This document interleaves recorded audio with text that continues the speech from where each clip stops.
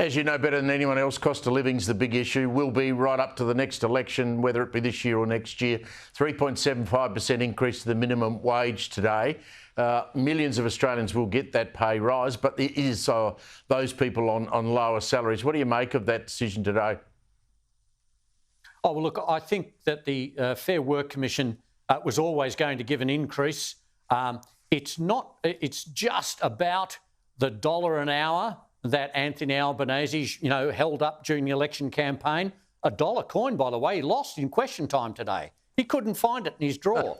But in any case, it's Anthony Albanese keeping his word. The Fair Work Commission has delivered it.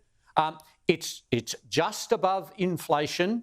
But the Fair Work Commission has also said, and some economists have said this is sensible, they've said, normally people would expect, and certainly the ACTU expected more. But there is going to be a tax cut for workers under $45,000 from July 1, and the Fair Work Commission has said this will help them. So, yes, cost of living remains the big problem for everyone, a particular problem for people on lower incomes. The wage increase will put pressure on small businesses particularly and could lead to more business closures and foreclosures, but overall, it's not a bad decision in the longer term. The Greens leader Adam Bandt once thanked me for being a good PR man for him writing columns criticising him in Victoria all the time, as I love to do. He stood up in question time today. I'm sure you were there, and I can't imagine a more stupid question. Let's have a listen to what Adam Bandt said today in question time to the Prime Minister.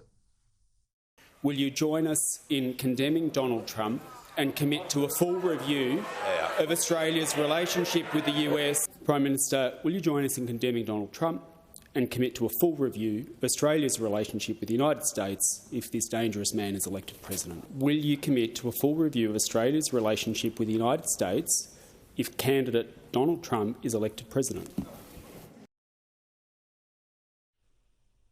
He had to ask the question 3 times because the Speaker ruled it out of order. But he never fails to surprise, does he? Look, people have accused Adam Bandt of puerile university student politics. Well, today's question in the Parliament was sandpit politics. It was as low as you could go. There was never going to be a response. It was pointless, and it was... If the Prime Minister had even gone anywhere near answering it, it would have been completely damaging. How could a Prime Minister, any Prime Minister, comment on the possibility of what would happen with the US alliance dependent on somebody who may or may not be elected? It was nonsense from the beginning. It was a political stunt, and not even the opposition was prepared to try and back Bandt as he was made to, back down on his question, to rephrase his question time and time again, and Anthony Albanese treated it with the contempt it deserved. Yeah, it looked foolish, and it came in after a week, of course, when we were warned that we can't defend ourselves, and if we have to defend ourselves, we're going to have to ask America to come and help us, as we know is the case. Dennis Shanahan, always wonderful to see you, my friend. Good on you. Thank you very much for your time.